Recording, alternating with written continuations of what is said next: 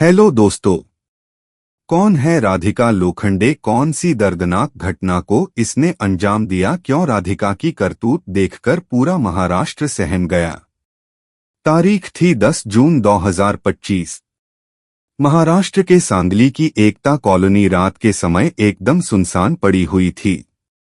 सब लोग अपने अपने घरों में सो रहे थे, लेकिन इसी सन्नाटे के बीच एक औरत के रोने, चीखने, चिल्लाने की आवाजें गूंजने लगीं।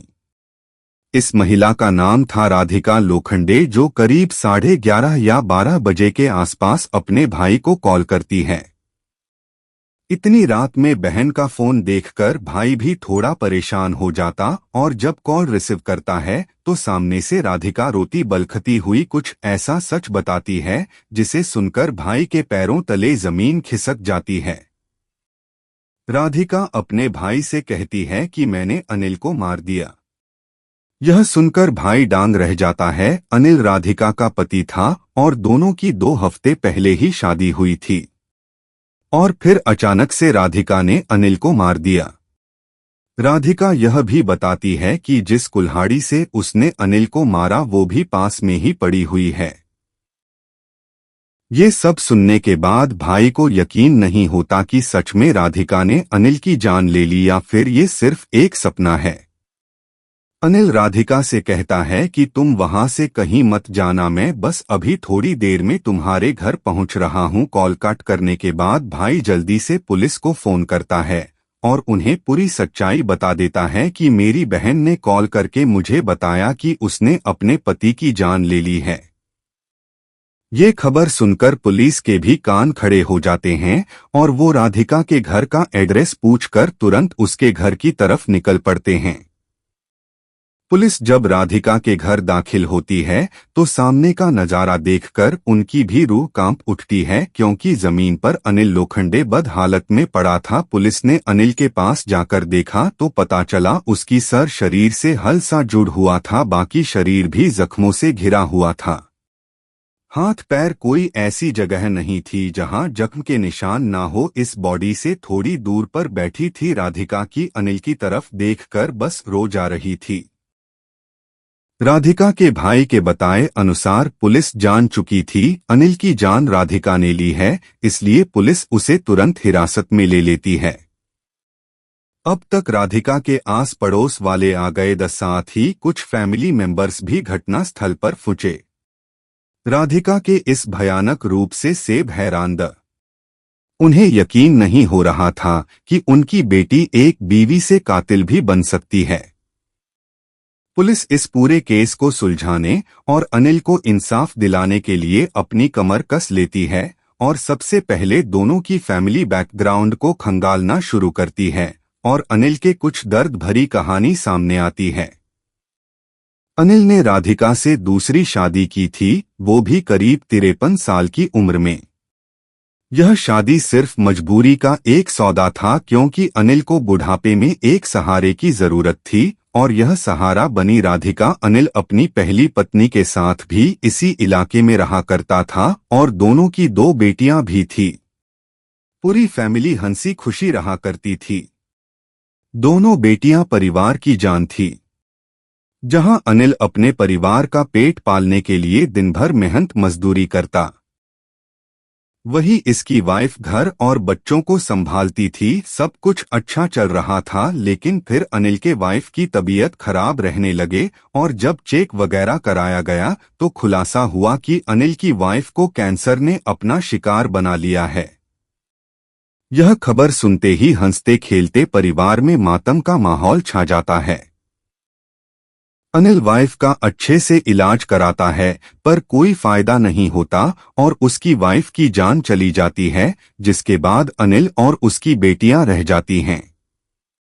अनिल अपनी बेटियों के अच्छे से परवरिश करता है और जब देखता है कि बेटियां शादी के लायक हो गई हैं तो वो जल्द से जल्द बेटियों की शादी कर अपना फर्ज अदा करने का फैसला करता है और एक एक करके दोनों की शादी कर देता है।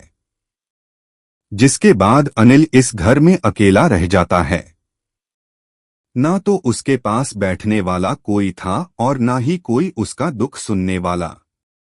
इस अकेलेपन को दूर करने के लिए लोग इसे दूसरी शादी करने की सलाह देते हैं, लेकिन अनिल साफ इनकार कर देता है। इसकी उम्र 50 को भी पार कर चुकी थी। ऐसे में कौन इसे अपनी बेटी देता, यह सोकर अनिल शादी करने का विचार अपने दिमाग से बिल्कुल निकल देता और अपने सारे काम खुद करने लगता है। लेकिन फिर एक दिन अनिल के पेट में जोर का दर्द उठाता है और जब ये डॉक्टर को जाकर दिखाता है तो डॉक्टर इसे दवाई देकर घर भेज देते हैं।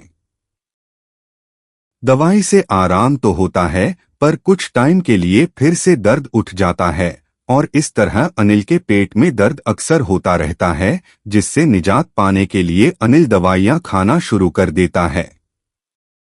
अब अनिल की हालत ऐसी नहीं थी कि वो अपना सारा कम खुद कर सके, इसलिए कभी केबीआई बेटियां आकर इसका कम करती तो कभी पड़ोसी उसके लिए खाना भेज देते। पर पेट दर्द की यह समस्या लगातार बनी हुई थी, जिससे अनिल भी परेशान हो गया था। उसे अब एक सहारे की जरूरत महसूस हो रही थी, जो उसे वक्त पर खाना और दवाई दे सके और उसका ख्याल रख सके। हालांकि उसके अकेलेपन को बांटने के लिए कभी कभी रिश्तेदार उसके घर ए जाया करते। कुछ दिन रहते भी थे, पर कोई मेहमान भला कब तक किसी के घर में रह सकता है। आखिर उसे अपने घर पे भी तो लौटना होता है ना। रिश्तेदारों के जाने के बाद अनिल एफआईआर अकेला पेट जाता है। बेटियां भी अपने ससुराल की हो चुकी थी, इसलिए वो भी ज्यादा दिनों तक अनिल के पास नहीं रह सकती थी। इन्हीं सब परेशानियों को देखते हुए अनिल के रिश्तेदारों से सलाह देते हैं कि अब तुम्हें शादी कर लेनी चाहिए, क्योंकि अब तुम्हारी हालत ऐसी नहीं है कि तुम अपनी जिम्मेदारी खुद उठा सको। पर अभी भी अनिल को अपनी बढ़ती उम्र के कारण शादी करना सही नहीं लगता। लेकिन रिलेटिव के जोर देने पर अनिल शादी के लिए राजी हो जाता है और फिर इसके लिए लड़की ढूंढी जाती है। और इसी बीच राधिका नाम की एक लड़की इनकी नजरों में आती है, जो बहुत ही गरीब फैमिली से बिलोंग करती थी। अनिल की फैमिली राधिका के घर जाकर रिश्ते की बात करती है और अनिल को लड़की भी पसंद आ जाती है। जहां अनिल की उम्र 53 साल थी, वहीं राधिका सिर्फ 28 साल की थी। लेकिन फिर भी राधिका के घर वाले रिश्ते के लिए राजी हो जाते हैं, क्योंकि अनिल ने उन्हें दहेज देने मना कर दिया था। दरअसल राधिका एक बहुत ही गरीब फैमिली से थी, उनके पास ना ही कोई अच्छा रोजगार, इसलिए परिवार जैसे तैसे गुजारा कर रहा था। ऐसे मुश्किल हालत में दहेज का इंतजाम करना परिवार के लिए नामुमकिन था। इन्हीं सब हालातों के बारे में जब अनिल को पता चला तो उसने राधिका की फैमिली को तसल्ली थी कि उन्हें सिर्फ उनकी बेटी चाहिए, दहेज की उसे कोई जरूरत नहीं है। परिवार भी चाहता था कि किसी तरह बेटी का घर बस जाए, फिर चाहे उसका पति उम्र दरा क्यों ना हो। बस यही गरीबी और मजबूरी में राधिका और अनिल दोनों की शादी तय हो जाती है और शादी का सारा खर्च अनिल खुद उठाता है और दोनों 23 मई को शादी के बंधन में बैंड जाते हैं। लेकिन मजबूरी की यह शादी खुशहाल जिंदगी नहीं दे पाती और इसकी सबसे बड़ी वजह थी उम्र का फासला। राधिका जब भी अनिल को देखती है, उसे महसूस ही नहीं होता था कि वो अनिल की पत्नी है। उसके लिए यह स्वीकार कर पाना बहुत मुश्किल था कि उसका जीवन साथी उसे उम्र में 23 से 24 साल बड़ा है। हर लड़की की ख्वाहिश होती है कि उसे एक ऐसा पार्टनर मिले जो उसकी उम्र का हो, दिखने में भी अच्छा हो। यही सब सपने राधिका ने भी सजा रखे द जो 23 मई को टूटकर चकनाचूर हो गए। भले राधिका इस शादी बंध चुकी थी, पर उसके लिए रिश्ते में ढल पाना बहुत मुश्किल हो रहा था और सबसे ज्यादा दुख तो इसे तब होता था जब यह अनिल की 2 शादीशुदा बेटियों को देखते थी। अनिल की दोनों बेटियां राधिका की उम्र जितनी ही थी। यह बात राधिका को मन ही मन चुभती थी कि मैं उसे आदमी की पत्नी बनी हूं जिसकी बेटियां खुद मेरे बराबर की हैं, जबकि अनिल शादी से काफी खस था। वो राधिका को हर सुख सुविधा देने की पूरी कोशिश कर रहा था, लेकिन राधिका फिर बाय दुखी रहती थी। यहाँ तक कि दोनों पति पत्नी के बीच कोई संबंध नहीं भी, यानी द अनिल जब भी पति के हक से राधिका के करीब जाने की कोशिश करता, राधिका उसे खुद से दूर कर देती। यह बात अनिल को काफी बुरी लगती थी और जब इस बात का जिक्र उसने अपने रिश्तेदारों से किया तो उन्होंने उसे समझाया कि राधिका धीरे धीरे ही सही पर तुम्हें स्वीकार कर लेगी, तुम्हें इस तरह मायूस होने की जरूरत नहीं है। रिलेटिव्स की बात सुनकर अनिल के मन में भी उम्मीद की किरण जाग उठी। उसने राधिका का अच्छे से अच्छा ख्याल रखा और उसकी जरूरत की सभी चीजों को वक्त से पहले घर में लाकर रख दिया और फिर धीरे धीरे राधिका के साथ क्लोज होने की कोशिश की, पर अभी राधिका इस सब के लिए तैयार नहीं थी। शुरुआतों में तो अनिल भी शांत रहा, पर फिर उसे भी राधिका की इस हरकत पर गुस्सा आने लगा क्योंकि राधिका ने पत्नी वाला कोई हक अदा नहीं किया था। अनिल ने भी राधिका को समझाने की कोशिश की कि अब उनकी शादी हो चुकी है, उसे रिश्ते को स्वीकार करना होगा, पर राधिका तो मानने को तैयार हाय नहीं थी, जबकि अनिल को राधिका से ये दूरी खटक रही थी। इसलिए दोनों के बीच अनन होने लगती है और फिर रिश्ते में ऐसी दरार पड़ती है कि दोनों रोज झगड़ने लगते हैं, जिससे दोनों के बीच दूरियों का फासला और ज्यादा बढ़ जाता है। इसी बीच तारीख आती है 10 जून। ये तारीख पूरे महाराष्ट्र के लिए अहम थी क्योंकि इस दिन वट पूर्णिमा का त्योहार था, जो महाराष्ट्र के छोटे से लेकर बड़े बड़े इलाकों तक में खूब धूमधाम से मनाया जाता है। वट पूर्णिमा करवा चौथ के फेस्टिवल की तरह ही होती है। इस दिन पत्नी अपने पति की लंबी उम्र के लिए व्रत रखती हैं और बरगद के पेड़ पर भी धागा बांधने की रस्म अदा करती हैं। अब शादी के बाद राधिका का यह पहला वट पूजा का त्योहार था, इसलिए राधिका भी इस दिन अनिल की लंबी उम्र के लिए व्रत रखती है और हर पत्नी की तरह पूजा पाठ करती है और सब कुछ नॉर्मल रहता है। राधिका व्रत रखने के बाद घर का पूरा काम करती है और फिर पड़ोस की सभी महिलाओं के साथ बरगद के पेड़ की पूजा करने जाती है और वहां से आने के बाद अपने घर के कामों में बिजी हो जाती है। लेकिन इस खास दिन बाय अनिल और राधिका के बीच झगड़ा हो जाता है और यह झगड़ा इतना ज्यादा बढ़ जाता है कि राधिका ठान लेती है कि आज तो वो अनिल से छुटकारा पाकर ही रहेगी। और वैसे भी शादी के बाद से ही राधिका को अनिल के साथ रहना मानो एक बोझ सा लग रहा था, इसलिए अब ये सबसे आजादी पाने का फैसला कर लेती है।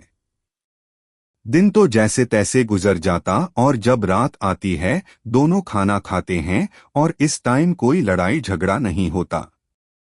लेकिन फिर अनिल राधिका के पास जाने की कोशिश करता है और जिद करने लगता है, पर राधिका अनिल से दूर जाकर लेट जाती है पर सोती नहीं है और जब देर रात हो जाती तो फिर यह चुपके से उठाती है और कमरे में रखी कुल्हाड़ी को लेकर अनिल के पास आ जाती है और जोर से उसके सर पर कुल्हाड़ी से वार करने ही वाली होती है कि तभी अनिल की आंख खुल जाती है और ये राधिका के हाथ में कुल्हाड़ी देखकर हैरान रह जाता। इससे पहले अनिल कुछ कह पाता राधिका सके ऊपर कुल्हाड़ी से वार कर देती है और अनिल अपना चेहरा बचाने के लिए अपने दोनों हाथों से अपने फेस को कवर करता है, जिससे उसके हाथ जख्मी हो जाते हैं, पर राधिका नहीं रुकती और अनिल पर वार करती रहती है। गुस्से में राधिका को ना अनिल का दर्द दिखाई देता है और ना सुनाई देता है। उसके दिमाग में बस एक ही बात होती है कि मुझे अनिल से पीछा छुड़ाना है। कई बार करने की वजह अनिल की सांसें थम जाती है और जब राधिका का गुस्सा शांत होता है तब उसे अपनी गलती का एहसास होता कि सने कितनी भयानक और दर्दनाक घटना को अंजाम दिया है। ये वही राधिका थी जिसने अनिल की लंबी उम्र के लिए व्रत रखा था और फिर खुद ही उसकी जान ले ली।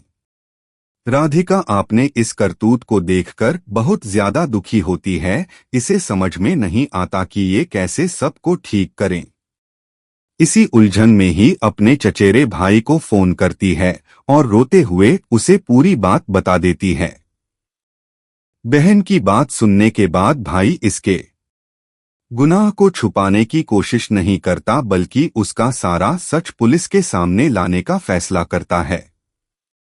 क्योंकि राधिका ने अनिल की जान लेकर गलती नहीं की थी बल्कि एक बहुत बड़ा गुनाह किया था जिसकी सजा देने का हक सिर्फ कानून को था, इसलिए भाई ने राधिका की पूरी बात पुलिस को बता दी और पुलिस घटनास्थल पर पहुंच गई। इसके बाद राधिका को हथकड़ी पहनाकर थाने ले जाया गया और फिर अगले दिन यानी 11 जून को कोर्ट के सामने राधिका को पेश किया गया, जहां से उसे 2 दिन के पुलिस हिरासत में भेज दिया गया।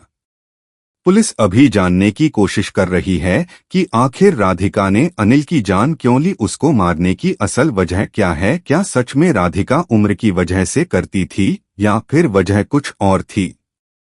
पुलिस इस केस को ट्रायंगल लव के नजरिए से भी देखने की कोशिश कर रही है, लेकिन अभी तक कोई ऐसा सबूत हाथ नहीं लगा है जिससे ये कंफर्म हो सके कि राधिका ने अनिल की जान अपने को पाने के लिए लिया या फिर उसका किसी के साथ कोई अफेयर हो। पुलिस राधिका के घर वालों से भी जानने में लगी है कि कहीं राधिका की शादी जबरदस्ती तो नहीं की गई थी जिससे पीछे छुड़ाने के लिए राधिका ने अनिल की जान ले ली हो। हालांकि अभी जो वजह सामने आई है वो फिजिकल रिलेशन ही है।